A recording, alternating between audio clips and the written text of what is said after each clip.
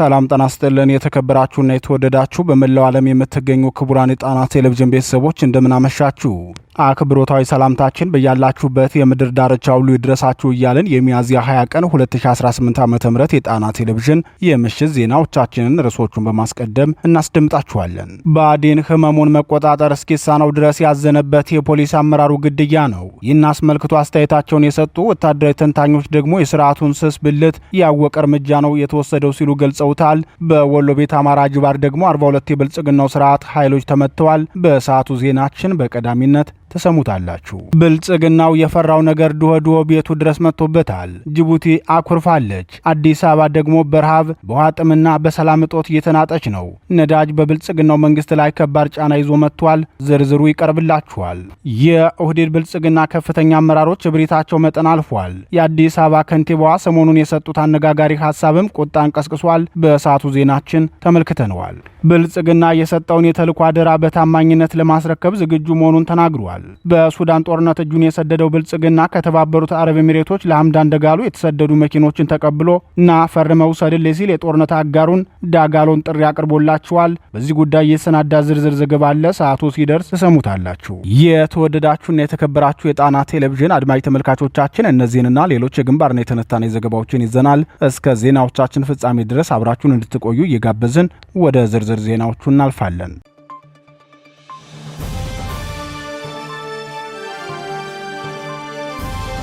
የፖሊስ አመራሩ ተገድሎብኛል። ብልጽግና ከፍተኛ የፖሊስ አመራሬን ኦነግ ሸኔ ገድሎብኛል ሲል የአማራ ክልል አስታወቀም። በኦነግ ሸኔ የፖሊስ አመራሬ ተገድሎብኛል ብሎ ብአዴን ብልጽግና ሪፖርት ያቀረበው በአማራ ክልል ኦሮሞ ብሔረሰብ አስተዳደር ዞን ነው። በአማራ ሕዝብ ላይ የጦር ወንጀል እየፈጸመ ያለው የብልጽግናው ስርዓት ወደ ክልሉ ካስገባው ዘር አጥፊ ሰራዊቱ በተጨማሪ ኦነግ ሸኔ የሚባለው ታጣቂ ቡድንም ወደ ክልሉ መግባቱ ይታወቃል። ይህ ኃይል ከቀናት በፊት የብሔረሰብ አስተዳደር ዞኑን የተወሰኑ ወረዳዎችንና ከተማዎችን መቆጣጠሩ የሚታወስ ሲሆን በዚህ የወረራ ውጊያም አንድ የብሔረሰብ አስተዳደር ዞኑን የፖሊስ አዛዥ መግደሉን ብአዴን ብልጽግና ተናግሯል። በአማራ ክልል ኦሮሞ ብሔረሰብ አስተዳደር ዞን የጨፋ ሮቢት ከተማ አስተዳደር የፖሊስ ጽሕፈት ቤት አባል እንደነበሩ የተገለጸው ዋና ሳጅን ሰለሞን ተፈራ የተገደሉት በኦነግ ሸኔ መሆኑንና በወቅቱም ሸኔ ከተማዋን ተቆጣጥሮ እንደነበር የብአዴን የሐዘን መግለጫ ያሳያል። ዋና ሳጅን ሰለሞን በታጣቂዎች ጥቃት የተገደሉት ከኦነግ ሸኔ ጋር እየተዋጉ በነበረበት ወቅት መሆኑን አስታውቋል። ዋና ሳጅን ሰለሞን በፖሊስነት ሙያ ለ20 ዓመታት ስርዓቱን ሲያገለግሉ መቆየታቸውን የብአዴን መግለጫ ጠቅሷል። በዚህ ጉዳይ አስተያየታቸውን ለጣና ቴሌቪዥን የሰጡ አንድ አስተያየት ሰጪ የኦነግ ሸኔ ሰራዊት ብዙ ጊዜ ውጊያ ላይ ኢላማ የሚያደርጉት በስርዓቱ ወታደራዊና ፖለቲካዊ አመራሮች ላይ ነው። ይህ መሆኑ ደግሞ ስርዓቱን በእጅጉ የሚፈታተነውና የሚያስጨንቀው ይሆናል። ፋኖም በሚያደርጋቸው ውጊያዎች ከታችኛው የብልጽግና ሰራዊት ይልቅ በመካከለኛና ከፍተኛ አመራሮች ላይ ሊያነጣጥር ይገባዋል። ይህን ማድረግ ካልቻለ ስርዓቱ በሰራዊት ሞትና መክዳት የሚደናገጥ አይደለም ብለዋል። ይህ በእንዲህ እንዳለ የአማራ ፋኖ ብሔራዊ ንቅናቄ አጼ ምኒልክ ዕዝ በአማራ ሳይንት ወረዳ አጅባር ከተማ በወሰዱት የተቀናጀ የማጥቃት እርምጃ የብልጽግናውን ሰራዊት የኮንክሪት ምሽጎችን ጭምር በመስበር 42 የጠላት ኃይል እርምጃ መውሰዳቸውን የዙ ህዝብ ግንኙነት መምሪያ አስታውቋል። በአጅባር ከተማ መግቢያ ነሆር ሜዳ ላይ የሚገኘው የብልጽግናው ሰራዊት የኮንክሪት ምሽግ በፋኖ ብርቱ ክንድ ሲሰበር በተጋድሎ ፋኖ እርምጃ ከወሰደባቸው 42 የብልጽግና ኃይል መካከል ለኦህዴድ ብልጽግና የዘር ማጥፋት ተልዕኮ ተሰልፈው የወጡበትን ህዝብ ሲወጉ የነበሩ የሚልሻና የአድማ ብተና አባላትም እርምጃ እንደተወሰደባቸው የደረሰን መረጃ ያመላክታል።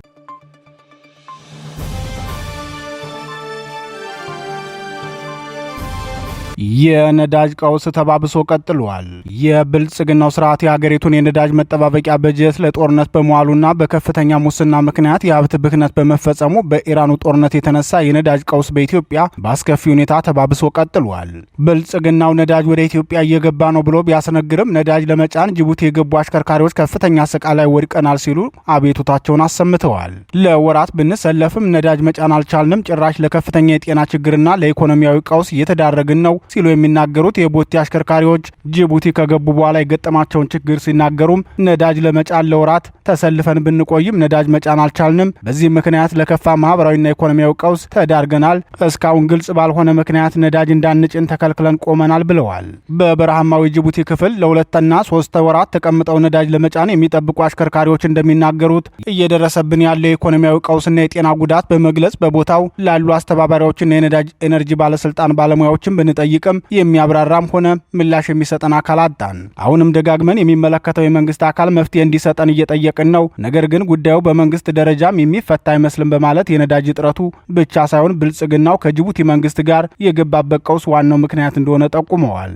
በጉዳዩ ዙሪያ አሽከርካሪዎቹን አነጋግሮ መረጃውን ያጋራው ቴክቫ ኢትዮጵያ የሚባለው የበይነመረብ ሚዲያ በጉዳዩ ዙሪያ ተጨማሪ መረጃ ለማግኘት የብልጽግናው ነዳጅና ኢነርጂ ባለስልጣንን ለማግኘት ያደረገው ሙከራ እንዳልተሳካለት አስታውቋል። የአፍሪካ ቀንድ ጂኦፖለቲካ ተንታኞች በጉዳዩ ዙሪያ ቀደም ሲል አንድ ሰፋ ያለ ትንተና አቅርበው ነበር። ውስብስብ ዘሞኒተር ላይ በወጣው የጂኦፖለቲካ ተንታኞች አስተያየት በኢራን ጦርነት ምክንያት በአፍሪካ ቀንድ የተለየና ውስብስብ ዲፕሎማሲያዊ ቀውስ እንደሚፈጠር ተንብየው ነበር። የብልጽግናው ሊቀመንበር ከወር በፊት በአንድ ቃለ ምልልሳቸው ላይ ሲናገሩ እኛ የቀይ ባህር ቀጠና አስጠባቂዎች ካልሆን እና እነዚህ ትንንሽ ኃይሎች ብቻ ተቆጣጥረውት የሚቀጥሉ ከሆነ ቀጠናው አሳሳቢ ሁኔታ ላይ ይገባል ማለታቸው አይዘነጋም። የብልጽግናው ሊቀመንበር ትንንሽ ኃይሎች ሲሉ የገለጿቸው ጅቡቲን፣ ኤርትራን፣ የመንን፣ ሶማሊያንና ሳውዲ አረቢያን መሆኑን የሚናገሩት የአፍሪካ ቀንድ ተንታኞች የጠቅላይ ሚኒስትሩ ንግግር ኢትዮጵያን በዲፕሎማሲያዊና በገቢና ወጪ ንግዷ ላይ አሉታዊ ተጽዕኖ ያሳድርባታል ሲሉ መናገራቸው ይታወሳል። የአሽከርካሪዎች ችግር ሊፈጠር የቻለውም ከዚሁ የብልጽግናው ስርዓት ያልተገሩ መግለጫዎችና አግድም የሄዱ የዲፕሎማሲ ክሽፈቶቹ ያመጣቸው እንደሚሆን አስተያየት ሰጪዎች ይናገራሉ። ከዚህ ጋር በተያያዘ ይኸው የነዳጅ መጥፋት በዜጎች የዕለት ተዕለት ኑሮ ላይ እያሳደረ ያለው ከፍተኛ ጫና እየበሰበት ይገኛል። በተለይም ነዳጅ አሁንም በህገወጥ መንገድ በውድ ዋጋ እየተሸጠ ነው። ነዳጅ እጥረቱ እንደተጠበቀ ሆኖ ስርዓቱ ያመቻቸው ህገወጥ ንግዱ ደግሞ የበለጠ ጡፏል። ተሰልፈው የሚቀዱ ተሽከርካሪዎች ከጀርባ ሄደው አውርደው በከፍተኛ ዋጋ ይሸጡታል። የትራንስፖርትና ሸቀጦች ዋጋም ንሯል። በአንዳንድ አካባቢዎች 30 ሊትር ናፍጣ እስከ 27,000 ብር እየተሸጠ እንደሚገኝ ተነግሯል። ይህ ሁኔታ ቀደም ሲል አጭር ርቀት 150 ብር የነበረውን የትራንስፖርት ታሪፍ ከ500 ብር በላይ እንዲያሸቅብ አድርጓል። ነጋዴው ነዳጅና የትራንስፖርት ወጪ ነዳጅ ተወዷል በሚል ያወጣውን ወጪ ለማካካስ ዋጋ ሲጨምር ገቢው የማይነቃነቀው የህብረተሰብ ክፍል ፈተናውን እያየ ይገኛል። በተለይም ቋሚ ገቢ ያለው ደመወዝተኛ ማህበረሰብ የቤት ኪራይን፣ የምግብ ወጪንና የልጆቹን የትምህርት ቤት ክፍያ መሸከም ከብዶት አሳሳቢ ደረጃ ላይ ደርሷል። የነዳጅ እጥረትና የጥቁር ገበያ መስፋፋቱ በሰንሰለት ሁሉንም የንግድ ዘርፎች እየነካ ነው። በተጨማሪ አዲስ አበባ ላይም አሁንም የነዳጅ ችግሩ እንዳለ ሲሆን ናፍጣ ለማግኘት 4 ቀን ድረስ ውጪ ይታደራል። ከቀናት በፊት አልጀዚራ በዚህ ጉዳይ ሰፊ ዘገባ መስራቱን ተከትሎ የከተማ አመጽ ያሰገው የብልጽግናው ስርዓት የሰላምና ደህንነት የጋራ ግብረ ኃይሉን አዳር ሙሉ ሰብስቦ ማደሩን በትናንት ዜናችን ማቅረባችን ይታወሳል። ሆኖም ችግሩ እየተባባሰ መምጣቱን ተከትሎ በከተሞች ህዝባዊ አመጽ አይቀሬ መሆኑን ተንታኞች ይናገራሉ።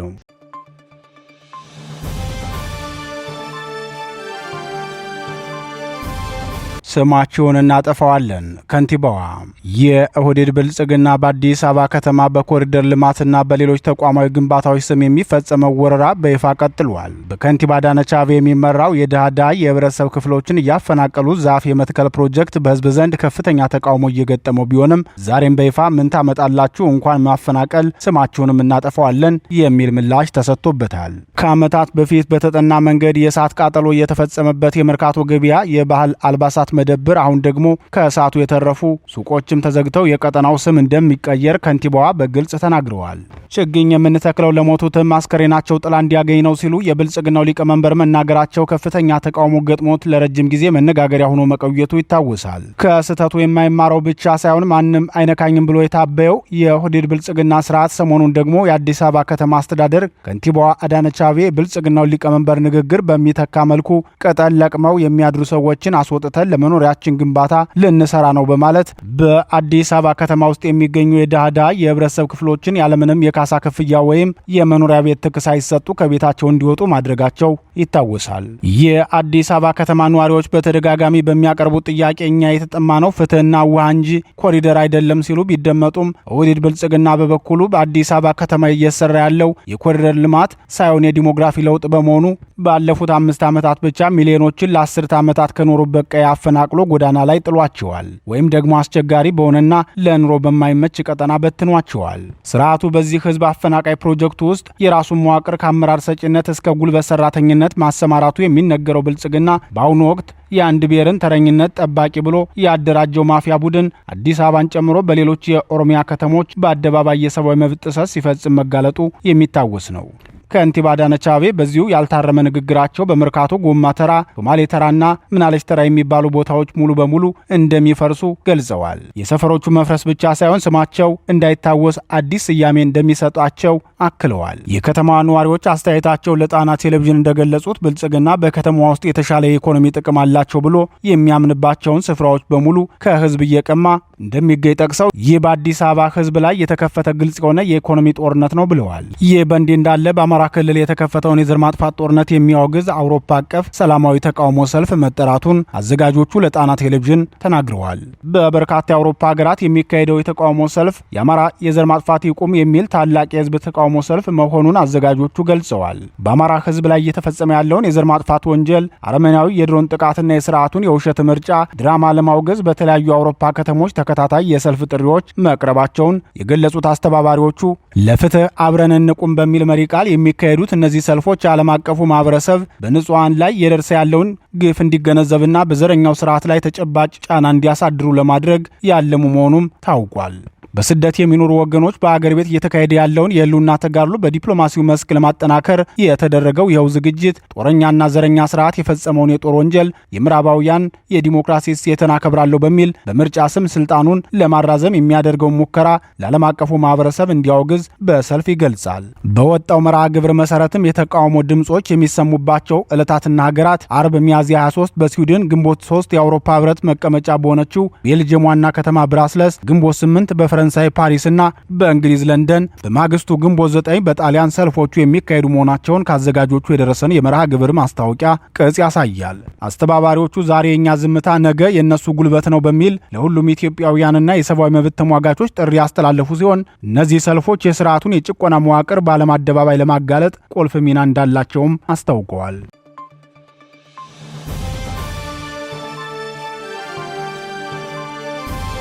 ለዳጋሎ የተላኩ መኪኖችን ብልጽግናው ባደራ ተረከበ። አራተኛ ዓመቱን የጀመረው የሱዳኑ ጦርነት እየተካሄደ ባለበት በዚህ ሰዓት ለሱዳን ፈጥኖ ድራሽ ኃይል ለውጊያ የሚያገለግሉት ተሽከርካሪዎች ከሶማሊያ ተነስተው ቤኒሻንጉል ጉሙዝ ገብተዋል። መነሻቸውን ከተባበሩት አረብ ኤሚሬቶች አድርገው በሶማሊያ በኩል ወደ ኢትዮጵያ የገቡት እነዚህ ቁጥራቸው 70 እንደሆነ የተገለጹት ተሽከርካሪዎች ብልጽግናው ባደራ ተቀብሎ ለጄኔራል ሐምዳን ዳጋሎ ሰራዊት ለማስረከብ ዝግጁ መሆኑን ምንጮች ገለጹ።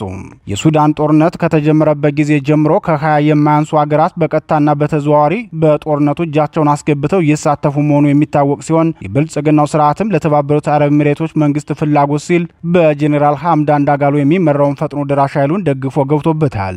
በዚህ የተነሳም በቤኒሻንጉል ጉሙዝ ክልል ለዳጋሎ ሰራዊት የማሰልጠኛና የሎጂስቲክ ማሳለጫ ካምፕ የፈቀደ ሲሆን ለዳጋሎ ጦር ለመዋጋት ከኮሎምቢያና ሌሎች የተለያዩ ሀገራት የሚመጡ ቅጥረኛ ወታደሮችንም ተቀብሎ እያሻገረ ይገኛል። በተለይም የግብጽ መንግስት በብሉ ናይል ግዛት በኩል ከፍተኛ ቁጥር ያለው ኃይሉን አሰልፎ ከአልቡራን ጦር ጋር እየተዋጋ ሲሆን በአልፋሽጋ በኩል ደግሞ የህወሓት ታጣቂ ኃይል ለአልቡራን መንግስት እየተዋጋ ይገኛል። እነዚህን ክስተቶች በምክንያትነት የሚጠቅሰው የብልጽግናው ስርዓት የህዳሴ ግድብን ለመጠበቅ ነው በብሉ ናይል ቀጠና ኩሙሩክ ላይ ጦሬን ያሰፈርኩት የሚል ምላሽ ይሰጣል።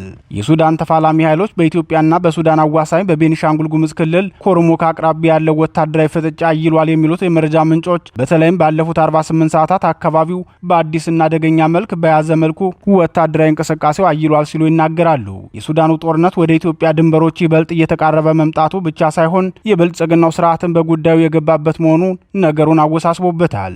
ይህ መሆኑ ደግሞ ቀጠናውን የበለጠ ለውስብስብ የጸጥታ ጉዳዮች የሚያጋልጠው መሆኑን የጂኦፖለቲካ ተንታኞች ይናገራሉ። የብልጽግናው ስርዓት በጦርነቱ ያለው ወገንተኝነት በድንበር አካባቢ የሚገኙ ንጹሐን ዜጎችን ለከፋ ስጋት የዳረገ መሆኑን የሚናገሩት ተንታኞች ባለፉት ጥቂት ቀናት በውጥረቱ ሳቢያ የሚፈናቀሉ ኢትዮጵያውያን ቁጥር በከፍተኛ ሁኔታ መጨመሩ ተረጋግጧል። የሱዳን ጦርነት ወደ ከፋ ደረጃ እየተሸጋገረ መምጣቱን ተከትሎ አገሪቱ ለአሸባሪዎች መናኸሪያ እንዳትሆን ስጋት የገባቸው የአውሮፓ መንግስታት በጉዳዩ ላይ ለመወያየት አዲስ የመፍትሄ ሀሳብ አቅርበው ነበር። በተለይ በቅርቡ ጀርመን ያቀረበችውን የመፍትሄ ሀሳብ የአልቡራን መንግስት አልቀበለውም ብሎ የመለሰ ሲሆን የአልቡራንን ጦር ካጠናከሩት ኃይሎች መካከል አንዱ የሆነው የሱዳን ሙስሊም ወንድማማቾች የተባለው ኃይል በአሜሪካ መንግስት በአሸባሪነት መፈረጁ አይዘነጋም።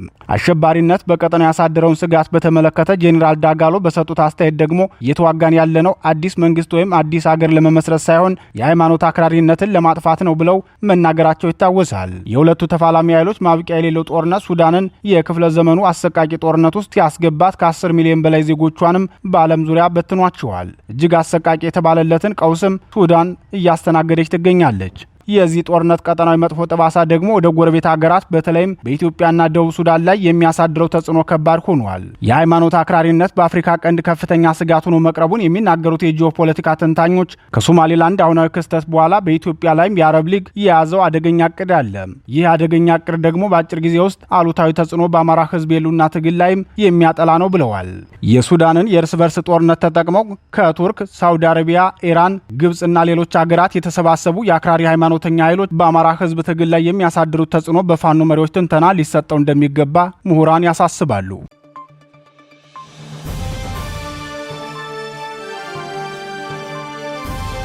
የተወደዳችሁና የተከበራችሁ የጣና ቴሌቪዥን አድማጭ ተመልካቾቻችን የምሽት ጣና ዜናችን የተከታተላችሁትን ይመስል ነበር። ምርጫችሁ አድርጋችሁ ስለምትከታተሉን እናመሰግናለን። ጤና ይስጥልን።